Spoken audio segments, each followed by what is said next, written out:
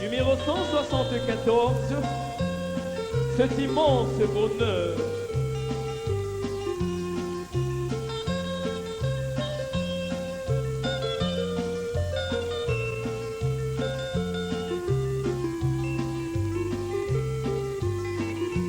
Pour cet immense bonheur, Alléluia, que tu as mis dans mon cœur. Alléluia,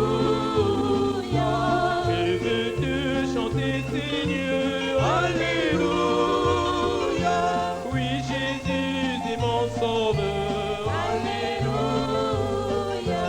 Je le redirai encore. Alléluia, Que pour moi Jésus est mort. Alléluia, Voilà pourquoi je l'adore. Alléluia, Lui seul est tout mon trésor. Alléluia, Que chaque jour, à chaque heure, Alléluia, en moi tu es ta demeure. Alléluia, Que ma vie soit une fleur. Alléluia, Un parfum pour toi, Seigneur. Alléluia, Alléluia. Alléluia, Alléluia. Alléluia, Oui, Jésus est mon sauveur. Alléluia. Alléluia, Alléluia. Alléluia, Oui, Jésus-Christ est mon sauveur.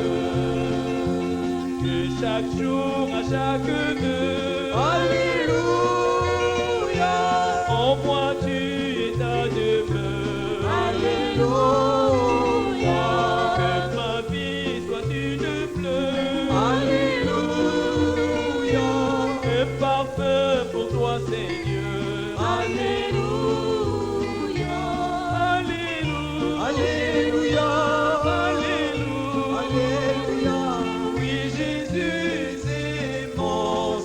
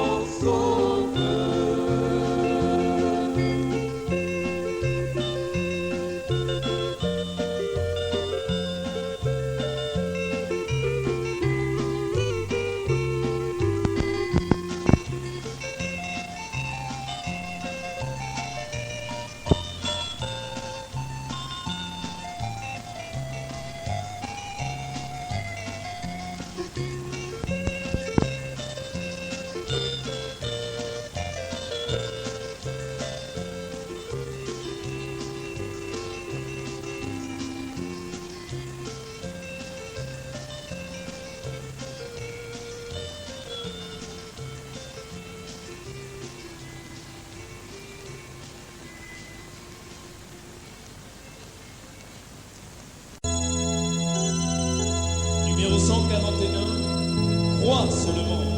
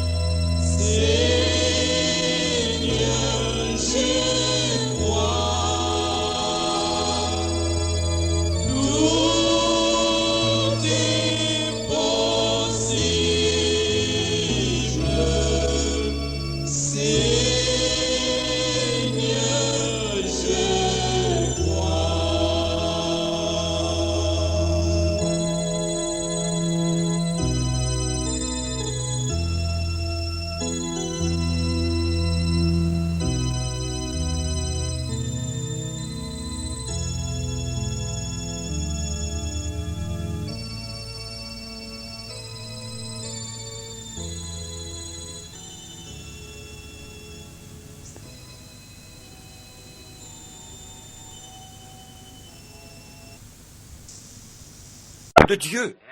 Lorsque quelqu'un essaie de vous dire la vérité, vous vous fâchez contre lui, exactement comme Amos le ferait. Amos l'avait fait. Vous faites la même chose. Maintenant, regardez un peu. Le voilà dans cette situation. Bon, peut-être que vous l'auriez condamné, c'est vrai, si vous ne vous étiez pas référé à la parole. Ils font la même chose. Ils le condamnent aujourd'hui.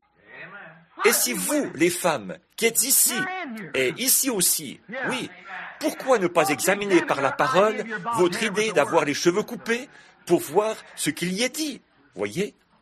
Pourquoi ne pas faire ces choses? Pourquoi ne pas examiner votre baptême du Père, Fils, Saint-Esprit?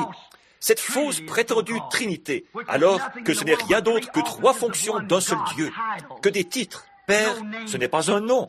Le nom Père, Fils et Saint-Esprit, ça n'existe pas. C'est le nom du Père, du Fils et du Saint-Esprit, qui est le Seigneur Jésus-Christ. Examinez votre baptême par rapport à la façon dont tout le monde dans la Bible a été baptisé. Si vous examiniez votre pensée par la parole, vous reviendriez vous faire baptiser au nom du Seigneur Jésus-Christ. C'est ce que Paul leur a dit de faire. Il a dit que si quelqu'un enseignait autre chose, qu'il soit anathème, même si un ange descendait. Vous savez, il arrive souvent que des anges descendent. Ah, mes amis, ça, les pentecôtistes, ils avalent ça tout rond. Que dire de la foi où Saint Martin se trouvait là et qu'un grand être lumineux s'est présenté devant lui? Lui, un homme qui baptisait au nom de Jésus, qui croyait au Saint-Esprit et qui gardait la parole. Les Romains l'ont rejeté et lui ont fait tout ce qu'ils pouvaient, cherchant à lui faire accepter leurs dogmes et leur doctrine d'homme. Cet homme s'en est tenu à la parole. Un jour, avec puissance, les démons étaient venus à lui et avaient essayé de lui parler. Il ne leur prêtait aucune attention. Un jour, Satan est venu comme ça, comme Christ couronné, chaussé de mules dorées. Il s'est tenu là et a dit, un torrent de feu l'entourait. Il a dit, tu ne me reconnais pas, Martin? Je suis ton Seigneur. Adore-moi. Martin l'a regardé. Il y a quelque chose qui cloche là. Il a dit, Martin, tu ne me reconnais donc pas? Il a dit, je suis ton Seigneur et ton Sauveur. Il a dit, adore-moi. Il l'a répété 3 fois. Martin a regardé autour de lui. Il a vu, Christ sera couronné par son peuple à sa venue. Il ne porterait pas de mule dorée. Il a dit, éloigne-toi de moi, Satan. Ah, mes amis, ça, les pentecôtistes, ils auraient avalé ça tout rond, n'est-ce pas? Ah, mes amis, un ange éclatant de lumière. Une certaine femme est venue de Chicago, où je dois me rendre. Elle disait, « Frère Branham, les ministres là-bas disent que si c'était l'ange du Seigneur qui vous disait de baptiser au nom de Jésus, il l'accepterait. Mais est-ce que c'est votre opinion personnelle ?» J'ai dit, « Si l'ange du Seigneur disait quelque chose de contraire à cela, ce ne serait pas l'ange du Seigneur. » Voyez, si un ange, quel qu'il soit, dit quelque chose de contraire à cette parole, considérez ça comme un mensonge. Et si un homme vous dit, un messager de Dieu, qui déclare venir de Dieu, et qui vous dit que c'est bien d'être baptisé au nom du Père, Fils, Saint-Esprit, considérez-le comme un menteur. Si un homme vous dit qu'il n'y a pas de mal à ce que vous ayez les cheveux coupés et des choses semblables, que vous devriez porter un chapeau dans l'église, un bonnet, qui vous sert de voile, considérez-le comme un menteur. C'est la parole de Dieu qui est la vérité. N'importe laquelle de ces choses qui vont à l'encontre de la parole, considérez-la comme un mensonge. C'est la parole qui est la vérité. Elle subsistera. C'est ce qui a fait savoir à Michée que sa prophétie venait de Dieu. C'est parce qu'elle concordait avec la parole de Dieu. Oui, monsieur, sa vision correspondait parfaitement à la parole de Dieu. Oh, si Amos était ici, il s'en tiendrait à la parole. C'est vrai. Mais vous voyez, le problème que nous avons aujourd'hui, c'est le même problème qu'eux. Je vais terminer. Le problème que nous avons, c'est le même problème qu'eux avaient.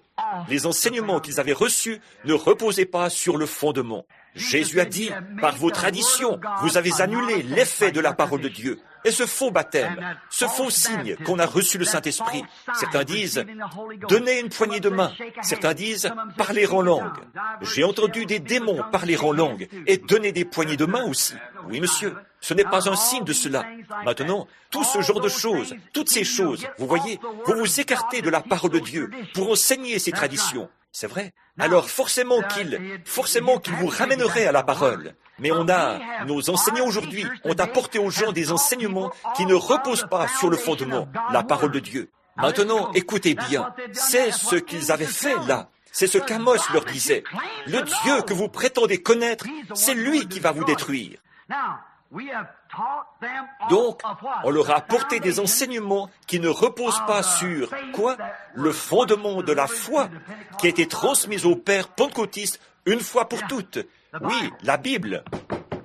On a enseigné un faux purgatoire, On a enseigné un faux baptême. Tout est faux, faux, faux, dissocié de l'original. Vous ne le croyez pas? Revenez à la Bible. Prenez votre purgatoire. Prenez votre Père, Fils, Saint-Esprit, votre aspersion et toutes ces choses-là. Et revenez voir si c'est conforme aux Écritures. C'est ça qu'il faut faire. Voyez si ça repose sur le fondement. Voyez, ils ne sont plus sur le fondement. Et Paul en a parlé. La Bible dit que que l'Église de Dieu est fondée sur la doctrine des apôtres et des prophètes. Les prophètes et les apôtres, il faut que ce soit pareil, bien sûr. Qu'en est-il? Nous nous sommes écartés du fondement de la parole pour nous reposer sur des fondements dénominationnels. Écoutez maintenant, je termine. Mettez votre appareil acoustique spirituel. Écoutez, nous nous sommes écartés du fondement de la parole et nous nous reposons sur le fondement d'une dénomination. Combien de temps pourrais-je passer là-dessus? Encore 3 heures. Nous nous sommes écartés du fondement de la parole pour nous reposer sur le fondement des plaisirs mondains, de la mondanité, de l'immoralité qui se sont infiltrés dans l'Église. Nous nous sommes écartés de la parole pour nous reposer sur des credos. Il me faudrait 3 semaines pour apporter seulement la moitié de ma prédication là-dessus. Commentez ces 4 points-là. Nous nous sommes écartés de la parole pour nous reposer sur une dénomination, une parole de dénomination. Dès que là, l'Église devient une dénomination, déjà là, elle n'est plus fondée sur la parole. Il n'y a qu'une seule chose à faire, revenir exactement là où on s'est écarté et reprendre le départ. Revenir se fonder sur la parole. C'est vrai. Repentez-vous. Ça veut dire, allez, faites demi-tour, faites volte-face.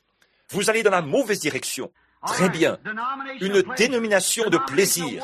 Une dénomination demande un fondement, je veux dire, de plaisir, un fondement de mondanité, un fondement de credo. Et tout ça ensemble a produit une corruption immorale, une corruption spirituelle. Lui, qui était un vrai prophète, il verrait en nous exactement ce qu'il avait vu en eux. S'il était ici, sur cette estrade aujourd'hui, et que je dise, « Frère Amos, grand prophète de Dieu, toi qui ne recules devant rien, viens prendre ma place. » Il prêcherait cette parole. Forcément, c'est un prophète. Très bien, il la prêcherait exactement telle qu'elle est écrite, exactement ce que nous disons en ce moment. Très bien, il verrait alors ce qu'il avait vu en nous, une déchéance immorale. Regardez un peu, mes amis, combien, ici dans cette église, qui sont présents maintenant, voient que le monde est dans un état de déchéance immorale. Bien sûr que nous le savons. Qu'est-ce qui ne va pas? Il n'est plus fondé sur la parole. C'est vrai. Très bien. Amos n'a jamais blâmé le gouvernement. L'avez-vous remarqué ici? Quand vous le lirez à votre retour à la maison, il n'a jamais blâmé le gouvernement, il a blâmé l'Église d'avoir élu pareil gouvernement. Vous, les politiciens, laissez-moi enfoncer ça en vous un instant, ici, et dans le monde entier, partout où ceci ira. C'est l'Église qui avait élu un individu comme Jéroboam. Je me demande si on n'a pas fait à peu près la même chose. Supposons que ce soit un bon gouvernement. Le gouvernement ne peut pas bâtir une maison sur le roc, alors que le peuple vote pour une maison sur le sable, n'est-ce pas? Ne dites pas, notre gouvernement, c'est vous, la nation, c'est le peuple. Comment pouvons-nous? Un ministre m'a dit, il a dit, frère Branham, il a dit, regardez, je sais que vous avez raison là-dessus, mais, il a dit, si je prêchais ça, ma dénomination me mettrait à la porte, mes fidèles me chasseraient de l'église. Il a dit, je ne prêcherai plus jamais un autre sermon. J'ai dit, prêchez-le quand même. Oui, monsieur. C'est la parole de Dieu. Vous êtes responsable. Si vous êtes un prophète de Dieu, un vrai, vous vous en tiendrez à la parole. Sinon, vous vous en tiendrez à votre dénomination. Ça dépend d'où vous venez. Regardez. Non, monsieur, nous ne pouvons pas bâtir, le gouvernement ne peut pas bâtir une maison sur un roc solide, alors que le peuple vote pour une maison de plaisir sur des sables mouvants. Regardez ce que nous voulons. Prenons juste une minute. Là, j'espère que je ne vous épuise pas. Mais regardons ce que nous voulons. Juste une minute. Je ne peux pas laisser de côté ce commentaire-là, cette note-là. Regardez ce que nous voulons. Regardez ce qu'on a à la télévision. C'est ça que nous voulons. Nous voulons de ces comédiens qui se tiennent là et qui font toutes sortes de plaisanteries grossières. Et nous, le mercredi soir, au lieu d'aller à la réunion de prière, on reste à la maison. Ou bien, le prédicateur laisse partir les gens de bonne heure pour que vous puissiez aller regarder ça.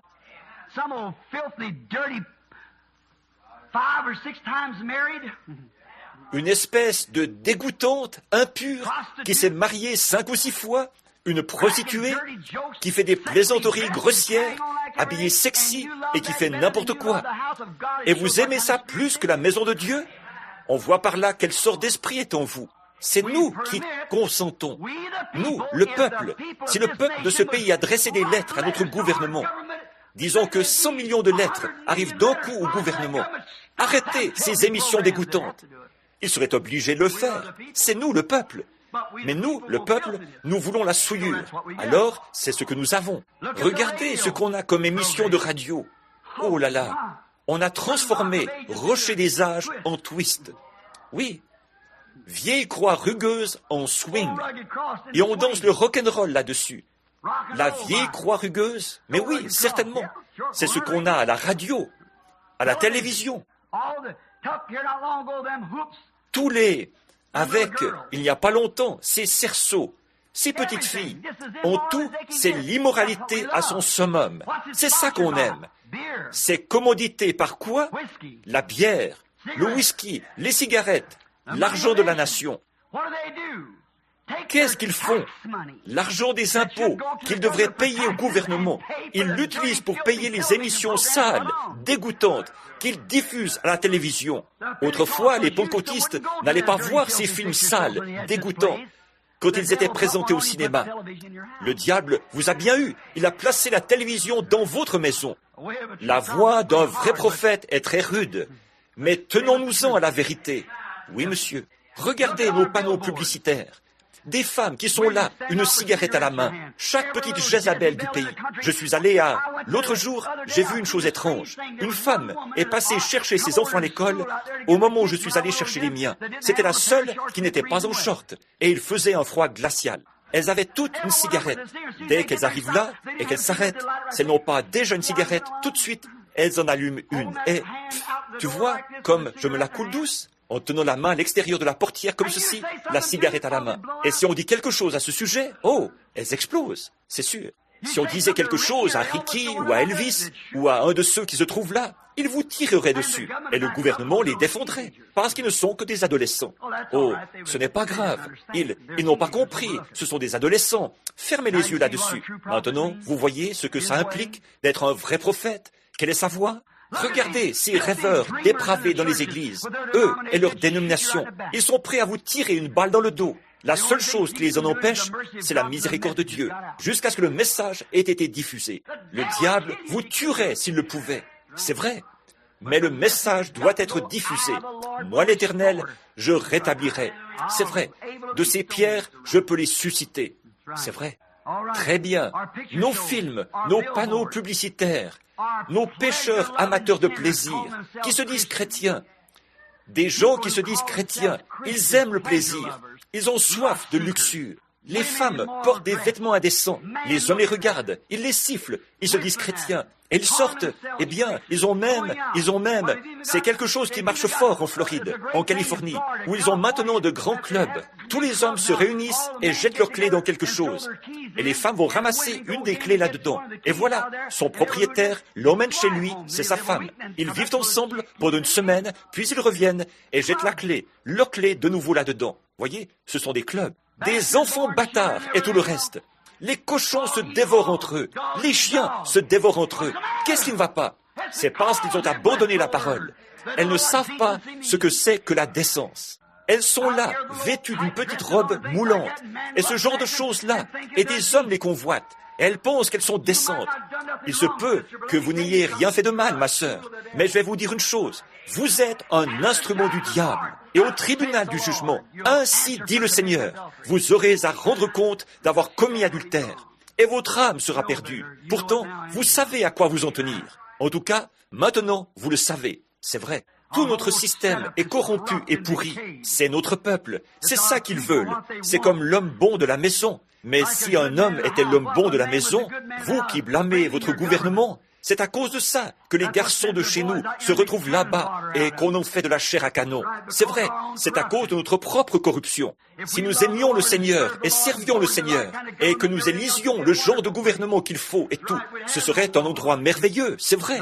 Nous n'aurions pas de guerre. Non, Dieu est notre refuge et notre force. Si les garçons de chez nous sont envoyés là-bas, où ils se font tuer, où ils se font massacrer et tout, c'est le contre-coup de nos propres actions. Dieu l'a dit dans la Bible, et ne change pas. Il est toujours le même. Votre peuple, c'est ça qu'il veut.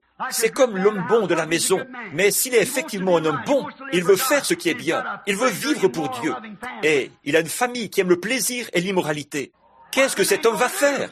Si sa femme veut mettre des shorts et porter des vêtements sexy, qu'elle veut sortir et agir comme une Jézabel, et ses filles, et tous ses enfants, tous, son papa, son petit garçon qu'il a élevé, aimé, cajolé, embrassé, mis au lit, pour lequel il a prié, le voilà qui se lève et dit, « Mon vieux est fou, il ne pense qu'à la Bible.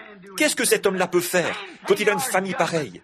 C'est la même chose pour notre gouvernement, vis-à-vis de son peuple ici. Ne blâmez pas le gouvernement, blâmez cette bande d'églises rétrogrades qui ont introduit des choses pareilles dans leur politique. C'est ça qu'elles veulent, et c'est pour ça qu'elles votent pour ça, et c'est pour ça qu'elles l'ont eu, et c'est pour ça que le jugement de Dieu est sur eux, et elles vont moissonner ce qu'elles ont semé. Elles sèment maintenant, et elles vont moissonner plus tard. Observez, oh, nous sommes frappés de folie. Oh oui, nous essayons par l'argent de nous introduire en Russie. Nous essayons par l'argent d'amadouer le communisme. Nous essayons. Voyons, les dons de Dieu, ça ne s'achète pas à prix d'argent. Un jour, un gars du nom de Simon a essayé de faire ça. Et Pierre a dit, que ton argent périsse avec toi. Nous tenons le rôle de Simon le magicien. Nous essayons d'acheter un don de Dieu. Revenez à la parole, revenez à Dieu, revenez à Christ. Ensuite, ne vous faites plus de soucis au sujet du communisme. Nous élirons l'homme qu'il faut. Nous aurons un homme de la trempe d'Abraham Lincoln, de George Washington, de ceux qui étaient de vrais hommes. Ne blâmez pas le gouvernement en place. C'est nous-mêmes qu'il faut blâmer. C'est ce que dirait Amos. Et c'est ce que dirait tout vrai prophète de Dieu, s'il connaît la parole de Dieu. S'il est un vrai prophète, il connaît la parole, puisqu'elle vient à lui. Israël, en alliance avec l'ennemi, qu'il s'était fait, il fallait d'abord qu'il s'éloigne de la parole de Dieu avant de pouvoir faire alliance avec leur ennemi. Et nous, avant de pouvoir faire alliance avec nos ennemis et tout, il faut que nous nous éloignions de la parole de Dieu. Ah oui, séparés maintenant, nous laissons Rome prendre le contrôle. Mais si, c'est ce que nous faisons continuellement. Elle a pris possession du gouvernement, elle prend possession des lieux, elle prend possession des gens. Maintenant, elle prend possession des églises. Qu'est-ce que nous faisons? Nous ne bougeons pas, nous sommes d'accord avec eux. Oh, que ce soit comme ceci ou comme cela, ça ne change rien, ça. Tout ça, c'est Dieu de toute façon. Espèce de pauvres, misérables, soi-disant prophètes rétrogrades. Mais enfin, qu'est-ce que vous avez? Ils ne connaissent pas la parole en ce qui concerne Dieu et ses choses. Ils n'étudient pas la parole. Ils ne se rendent pas compte. Ils disent que le communisme va conquérir le monde. Non, pas du tout. C'est le romanisme qui va conquérir le monde. Et il le fait sous le couvert du christianisme. La Bible, Jésus n'a-t-il pas dit que ce serait tellement proche que ça séduirait même les élus si c'était possible? Ce qu'il nous faut aujourd'hui, je vais terminer en disant ceci. Maintenant, je vais terminer. Ce qu'il nous faut aujourd'hui, c'est un autre vrai prophète. Amen. Il nous faut un homme à qui viendra la parole de Dieu. Oui, frère, il serait rejeté et chassé et expulsé, mais il ferait une trouée, ça, c'est sûr. Oui, ah oui, bien sûr, il lancerait des semences de telle sorte que les élus les trouvent. Oui, c'est vrai. Il nous faut un prophète. Il nous faut un homme à qui vienne la vraie interprétation de la parole, à travers lequel Dieu pourra parler et confirmer la parole, montrer qu'elle est vraie. C'est ça qu'il nous faut. Et frères, il nous en a été promis un, selon Malachie 4, afin de rétablir. Quoi? La foi des gens en les ramenant à la Bible. Il nous en a été promis un, il le fera. Amos savait, oui monsieur, Amos savait qu'Israël, que ses amants impies allaient bientôt la détruire. Et leurs amants impies d'aujourd'hui vont bientôt les détruire. Les credos dénominationnels et les choses mêmes auxquelles ils se sont liés. Vous, les pentecôtistes, c'est justement ce qui va vous détruire. Votre credo et votre dénomination. Vous êtes en train de vous lier là-bas, de prendre la marque de la bête sans même vous en rendre compte. Vous êtes en train de vous faire duper. Bien sûr, c'est un boycottage. Qu'essayez-vous de faire? Vous faites partie de ceci ou vous n'êtes pas de la partie. Voyez? Attendez donc un peu, encore un peu. Là, vous dites, à ce moment-là, j'en sortirai. Non, vous n'en sortirez pas. Vous en ferez déjà partie. Vous serez déjà marqué. Vous serez prisonnier. Vous aurez la marque sur vous. Peu importe. Ésaü a pleuré amèrement alors qu'il savait ce qu'il en était. Mais il a pleuré amèrement. Il cherchait un lieu de repentance. Mais il n'en a pas trouvé. Alors, vous resterez là. C'est maintenant qu'il faut fuir. Amos savait que leurs amants impies allaient bientôt la détruire. Car eux, l'Église, ils l'avaient abandonné, lui, Dieu et sa parole, le chemin de la vie. Ils s'étaient écartés du chemin de la vie de Dieu. Ils avaient tracé leur propre chemin. Oh, la parole était une pierre d'achoppement pour eux. C'est la même chose aujourd'hui. La parole de Dieu est une pierre d'achoppement pour le soi-disant chrétien.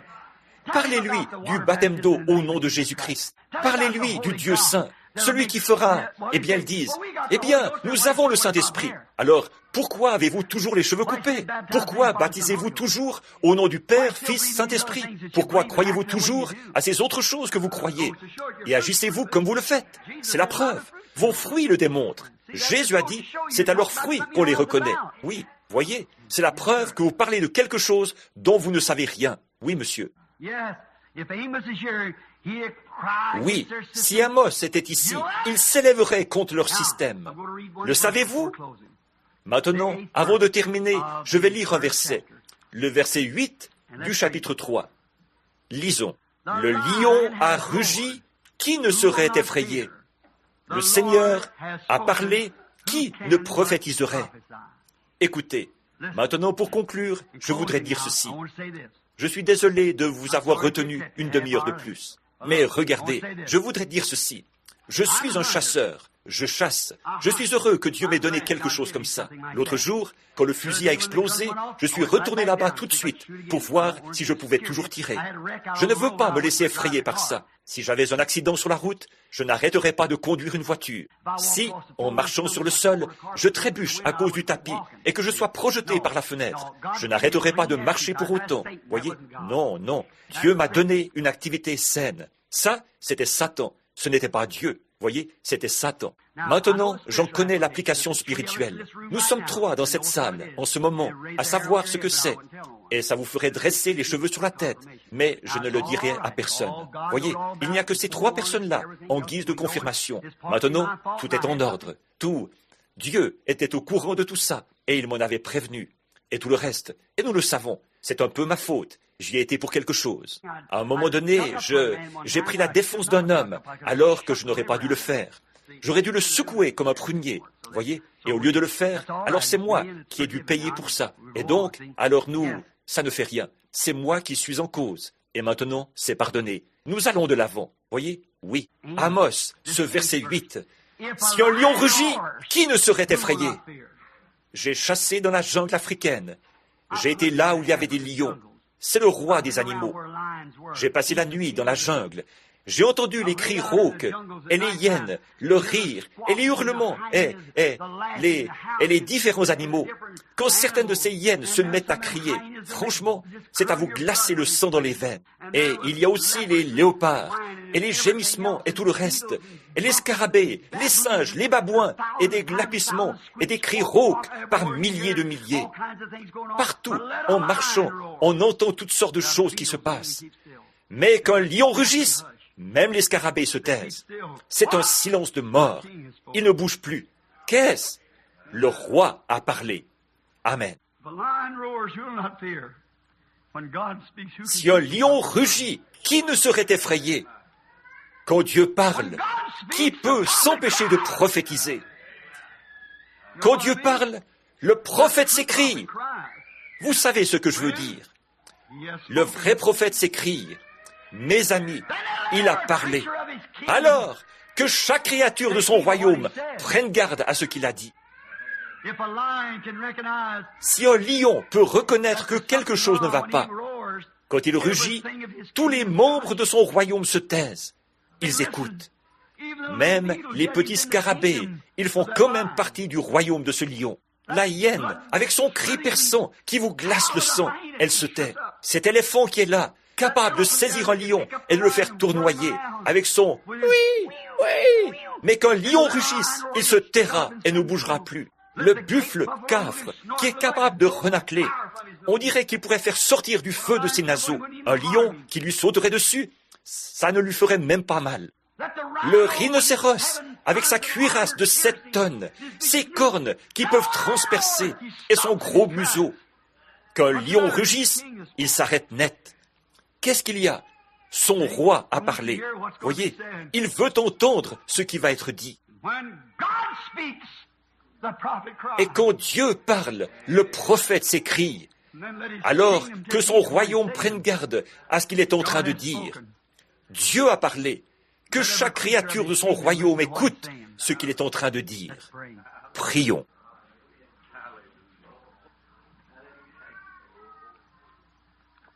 Ô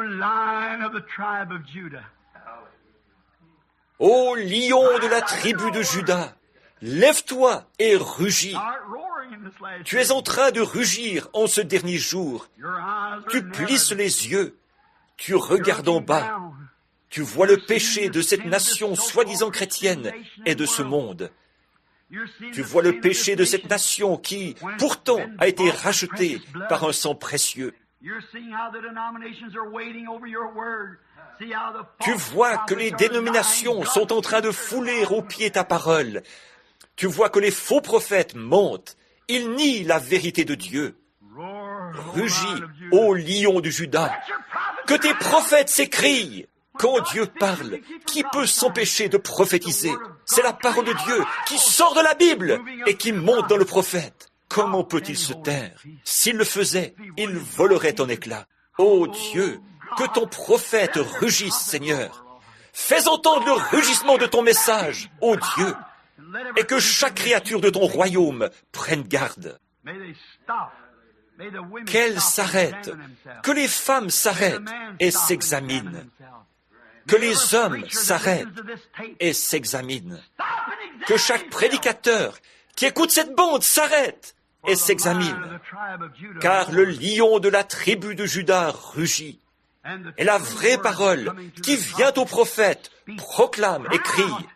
Repentez-vous et faites demi-tour avant qu'il soit trop tard. Ô Dieu, je remets le message sur bande, de même qu'à porter au milieu de cet auditoire visible, entre tes mains ce matin, confiant qu'il aura ton approbation et que tu appelleras chaque fils et chaque fille de Dieu qui entendront un jour cette bande ou qui entendent le son de cette voix, qu'ils soient amenés à la repentance avant qu'il soit trop tard. Et je crois, Seigneur, que si tu envoyais Amos ici, il crierait la même chose. En effet, il ne pourrait crier, mais s'il est un prophète du Seigneur, il est un proclamateur de la parole. Il est envoyé par la parole, avec la parole, et il est la parole. Maintenant, Seigneur, qu'il en soit ainsi, au nom de Jésus-Christ. Amen.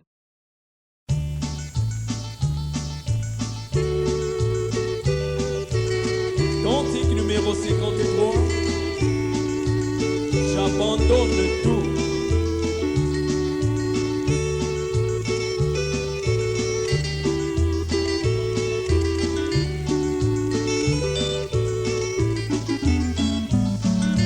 Tout à Jésus.